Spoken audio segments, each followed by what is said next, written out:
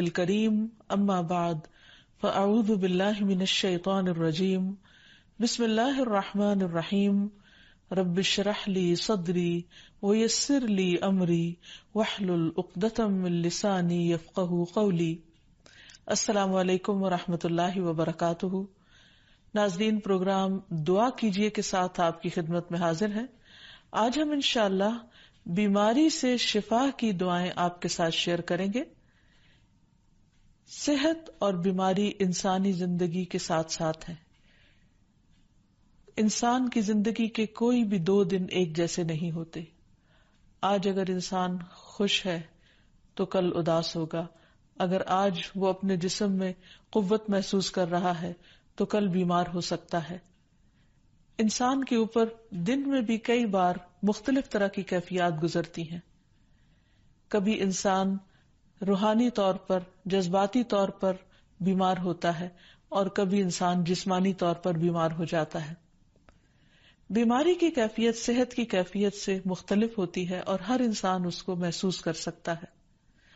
ایسی صورت میں انسان کو دوا کے ساتھ ساتھ اللہ سبحانہ وتعالی کی طرف رجوع کرنا چاہیے اور اپنے لیے خوب دعائیں کرنی چاہیے۔ بعض اوقات بیمار خود اپنے لیے دعا نہیں کر سکتا تو بیمار کی عیادت کرنے والے اور بیمار کو دیکھنے والے، اس کے دوست، رشتہ دار، عزیز، اقربا اور ایون ہسپتال کا عملہ مریض کے لیے ایسی دعائیں پڑھ سکتا ہے جو اس کے لیے شفا یابی کا ذریعہ ہو سکتی ہیں۔ تو بات یہ ہے کہ انسان ہر حال میں اپنے رب کا محتاج ہے اور اسے اپنی ہر ضرورت کے لیے اپنے رب کی طرف رجوع کرنا چاہیے، اور خصوصاً قبولیت کے مواقع پر۔ رات کا پچھلا پہر اس کے لیے بہت مناسب ہے، جب اللہ سبحانہ وتعالی بندوں کو پکارتے ہیں کہ ہے کوئی جو مجھ سے دعا کرے تو میں اس کی دعا قبول کر لوں، ہے کوئی جو مجھ سے سوال کرے تو میں اس کو جواب دوں، ہے کوئی جو مجھ سے استغفار کرے تو میں اس کو بخش دوں۔ تو جب انسان بیمار ہو اور خصوصاً اگر ایسی بیماری کا شکار ہو کہ جس میں بظاہر شفا کی کوئی امید نہ ہو، تو اسے اور بھی زیادہ خشوع و خضوع کے ساتھ اور ایسے اوقات میں اللہ تعالیٰ کی طرف رجوع کرنا چاہیے کہ جلد از جلد صحت یابی ہو سکے۔ اور اس سلسلے میں کبھی بھی انسان کو اللہ تعالیٰ سے مایوس نہیں ہونا چاہیے۔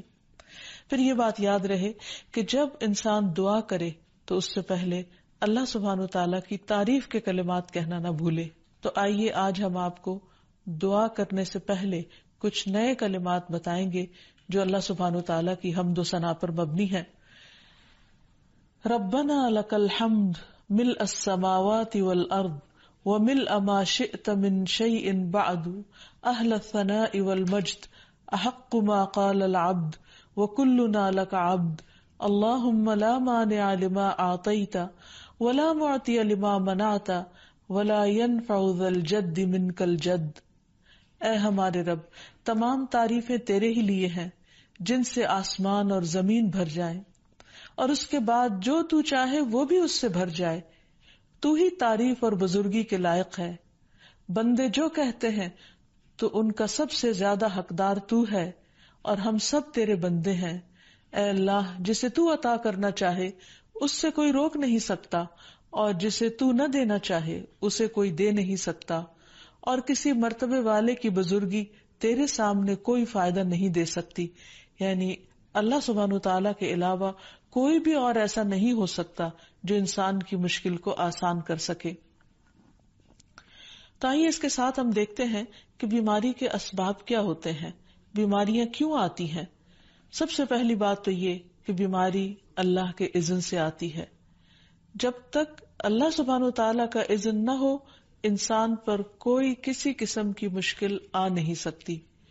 قرآن مجید میں آتا ہے ما اصاب من مصیبت الا باذن اللہ، جو بھی مصیبت آتی ہے وہ اللہ کے اذن سے آتی ہے اور وہ تقدیر کا حصہ ہوتی ہے، اور اس میں اللہ سبحانہ وتعالیٰ کی حکمت اور مشیت کار فرما ہوتی ہے۔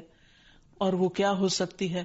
مثلاً اللہ تعالیٰ کسی بندے کے ساتھ بھلائی کا ارادہ کرتے ہیں، اس کے گناہ معاف کرنا چاہتے ہیں، اس کو کسی خاص چیز کی سمجھ دینا چاہتے ہیں، تو اسے تکلیف میں مبتلا کر دیتے ہیں. کیونکہ بعض اوقات انسان زندگی میں اتنا مصروف ہوتا ہے اپنے روزانہ کے روٹین کے کاموں میں کہ وہ ٹھہر کر، رک کر، خاموشی کے ساتھ وقفہ لیے بغیر کوئی ایسی بات سوچتا نہیں کہ جو اسے سوچنی چاہیے، جو اللہ تعالیٰ چاہتے ہیں کہ وہ سوچے. تو جب انسان بیمار ہو جاتا ہے تو ایک اور کنڈیشن میں آ جاتا ہے، وہ آرام کی کیفیت میں آ جاتا ہے. ایسی صورت میں انسان کو وہ باتیں بھی سوچنے کا موقع مل جاتا ہے جو عام طور پر وہ نہیں سوچتا.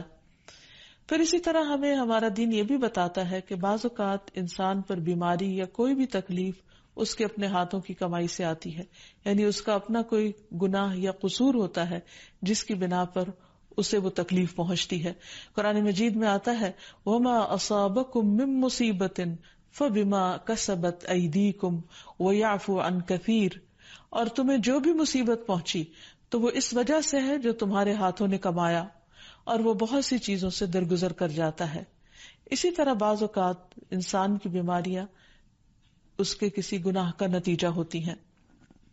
عمر رضی اللہ عنہ نے جب عباس رضی اللہ عنہ سے بارش کی دعا کرنے کے لیے کہا تو انہوں نے کہا اے اللہ، بے شک مصیبتیں گناہوں کی وجہ سے ہی نازل ہوتی ہیں اور انہیں صرف توبہ ہٹا سکتی ہے. پھر اسی طرح ایک اور روایت میں آتا ہے رسول اللہ صلی اللہ علیہ وسلم نے فرمایا جب بھی کسی رگ یا آنکھ کو نقصان پہنچتا ہے تو وہ کسی نہ کسی گناہ کی وجہ سے ہوتا ہے، لیکن جو تکالیف اللہ تعالیٰ ویسے ہی ٹالتا رہتا ہے وہ کہیں زیادہ ہو جاتی ہیں. پھر اسی طرح بعض بیماریاں انسانوں کے اعلانیہ گناہوں کی وجہ سے بھی ہوتی ہیں، جیسے کہ ایک حدیث میں آتا ہے جب کسی قوم میں بدکاری عام ہو جاتی ہے اور وہ اعلانیہ اس کا ارتکاب کرتے ہیں تو ان میں طاعون اور ایسی مختلف بیماریاں پھیل جاتی ہیں جو کہ ان سے پہلے گزرے ہوئے لوگوں میں نہ تھی. ابو امامہ باہلی سے روایت ہے کہ نبی صلی اللہ علیہ وسلم نے فرمایا جس بندے کو بھی بیماری سے پچھاڑ دیا گیا ہو تو اللہ تعالیٰ اسے جب بیماری سے اٹھاتا ہے تو وہ پاک ہوتا ہے. تو یہ ایک حقیقت ہے کہ انسان کے گناہ اس کے لیے مشکلات کا سبب بنتے ہیں. امام ابن القیم الجوزیہ لکھتے ہیں، ان کی ایک مشہور کتاب ہے الداء والدواء، بیماریاں اور علاج، اس میں وہ کہتے ہیں کہ کوئی بھی گناہ ایسا نہیں کہ جس کے اثرات نہ ہوں. انسان سے چھوٹی یا بڑی جو بھی کوئی غلطی صادر ہوتی ہے اس کے نتیجے میں کچھ نہ کچھ اثرات اس کی زندگی پر ضرور پڑتے ہیں. ہاں اگر اللہ تعالیٰ معاف کر دے تو وہ اور بات ہے، ورنہ ہر گناہ کی ایک تاثیر ہوتی ہے، اور ان تاثیرات میں سے ایک چیز یہ ہے کہ انسان مختلف قسم کی بیماریوں میں مبتلا ہو جاتا ہے. اسی لیے ہم دیکھتے ہیں کہ جب انسان بیماری میں مبتلا ہوتا ہے تو اللہ تعالیٰ اس بیماری کو اس کے گناہوں کا کفارہ بنا دیتے ہیں. جیسے حدیث میں آتا ہے کہ جس مسلمان کو کانٹا چبھے یا اس سے زیادہ کوئی تکلیف پہنچتی ہے تو اللہ تعالیٰ اس کے ذریعے اس کے گناہوں کو اس طرح دور کر دیتا ہے جس طرح درخت سے اس کے پتے جھڑتے ہیں. تو اس سے ہمیں یہ پتہ چلتا ہے کہ بیماریوں کے آنے کے مختلف اسباب ہوتے ہیں. بیماری بہرحال جس بھی وجہ سے آئے، لیکن اصل چیز دیکھنے کی یہ ہے کہ مومن کا رویہ کیا ہے. مومن کو اگر کوئی کانٹا بھی چبھتا ہے تو وہ اس پر صبر کرتا ہے.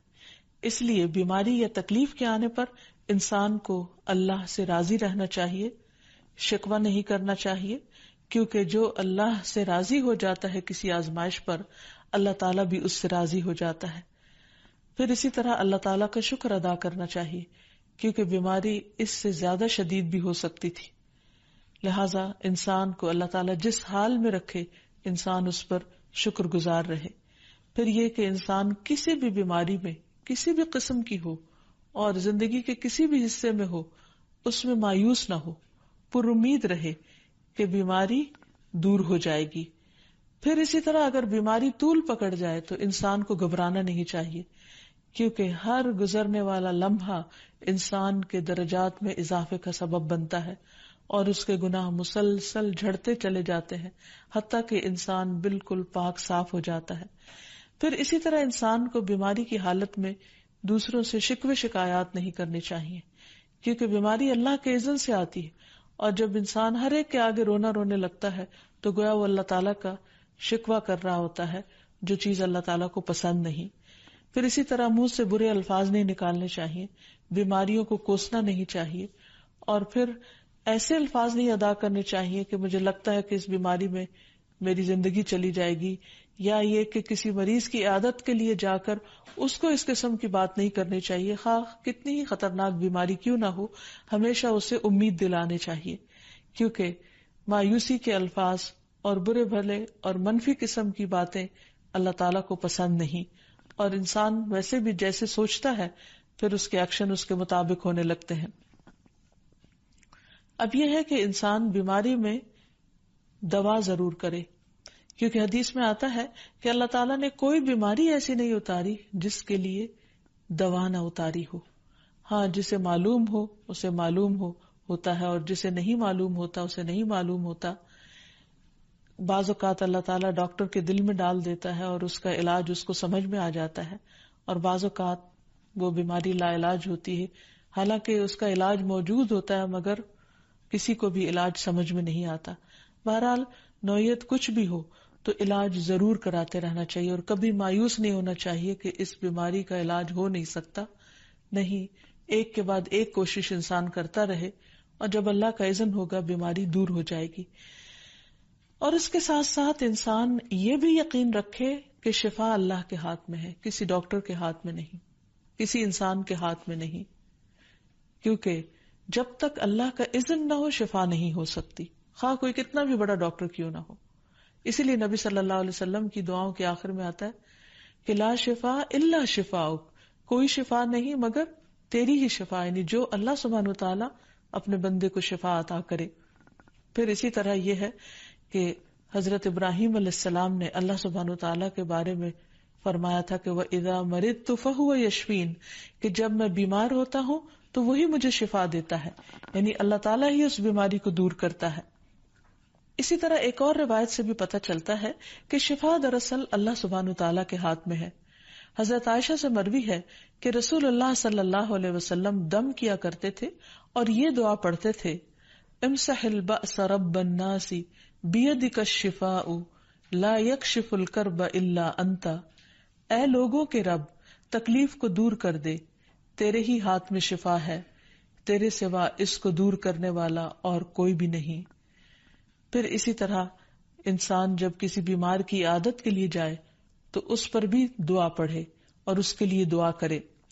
رسول اللہ صلی اللہ علیہ وسلم نے فرمایا، جو مسلمان کسی ایسے بیمار کی عیادت کے لیے اس کے پاس آئے جس کی موت کا وقت قریب نہ آیا ہو اور 7 مرتبہ یہ پڑھے، اسأل اللہ العظیم رب العرش العظیم ان یشفی فلانا من وجعہ، میں اس عظمت والے اللہ سے سوال کرتا ہوں جو عرش عظیم کا رب ہے کہ فلاں کو اس کی تکلیف سے شفا عطا فرمائے، تو اللہ عز و جل اسے شفا عطا فرما دیتا ہے۔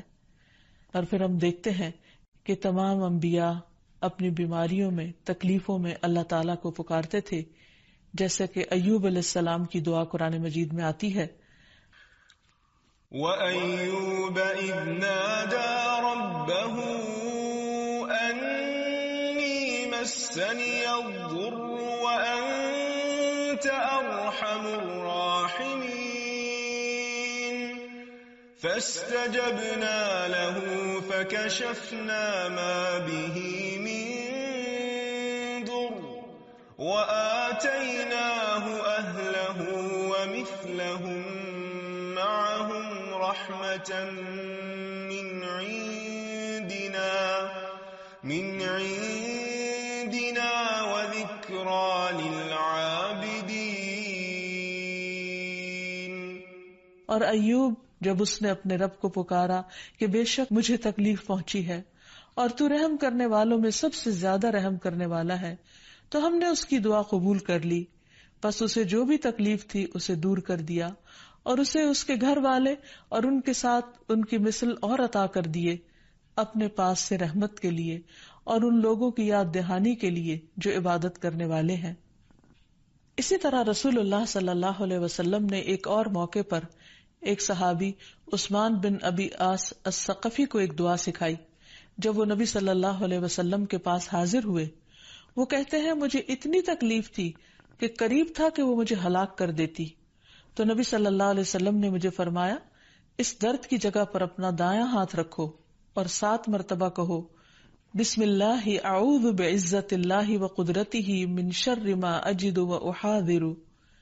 اللہ کے نام کے ساتھ میں پناہ مانگتا ہوں اللہ کی عزت کی اور اس کی قدرت کی اس شر سے جو میں محسوس کرتا ہوں، یعنی اس تکلیف سے بچنے کے لیے جو مجھے محسوس ہو رہی ہے اور جس سے میں خوف محسوس کرتا ہوں. عثمان کہتے ہیں کہ جب میں نے یہ پڑھا تو اللہ سبحانہ وتعالی نے مجھے شفا عطا کر دی. پھر اسی طرح ہر بیماری سے شفا کی دعا نبی صلی اللہ علیہ وسلم نے سکھائی. عبداللہ بن عباس سے مروی ہے کہ نبی اکرم صلی اللہ علیہ وسلم نے فرمایا، جب کوئی شخص کسی ایسے مریض کی عیادت کرے جس کی موت کا وقت ابھی قریب نہ آیا ہو اور اس کے پاس 7 مرتبہ یہ دعا پڑھے، اسأل اللہ العظیم رب العرش العظیم ان یشفیک، میں عظمت والے اللہ جو عرش عظیم کا رب ہے اس سے دعا کرتا ہوں کہ وہ تمہیں شفا عطا کرے، تو اللہ تعالیٰ اسے اس مرض سے شفا عطا کر دے گا. پھر اسی طرح نبی صلی اللہ علیہ وسلم اگر کسی کو کوئی پھوڑا بنسی ہوتی تو اپنے لعاب دہن کے ساتھ زمین کی مٹی تھوڑی سی لے کر اس درد تکلیف والی جگہ پر لگاتے تو اس سے بھی شفا ہوتی.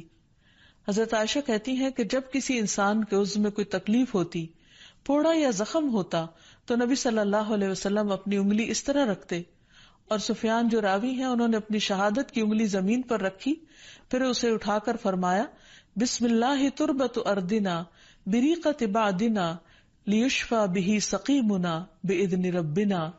اللہ کے نام کے ساتھ ہماری زمین کی مٹی ہمارے رب کے حکم سے ہم میں سے بعض کے تھوک کے ساتھ ہمارے بیمار کو شفا دی جائے.